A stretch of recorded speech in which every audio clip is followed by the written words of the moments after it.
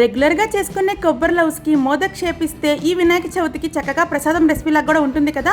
ముందుగా కొబ్బరి ముక్కలు అయితే చిన్న చిన్న ముక్కలుగా కట్ చేసుకొని మిక్సీ జార్ లోకి వేసేసి మెత్తగా ఈ విధంగా కొబ్బరి తురుము అయితే రెడీ చేసేసుకోండి. ఈ కొబ్బరి తురుముని కప్పుతో కొలుచుకుంటే 4 కప్పుల వరకు కొబ్బరి తురుము వస్తుంది. 2 కప్పుల వరకు బెల్లం తురుము అయితే పర్ఫెక్ట్ గా తీపి సరిపోతుంది. 1/2 కప్పు వరకు నీళ్లు వేసేసి బెల్లం కరిగే వరకు ఒకసారి కలిపేసుకోండి. మరి ఎక్కువ పాకం రావాల్సిన అవసరం లేదు, తీగ పాకం వస్తే సరిపోతుంది.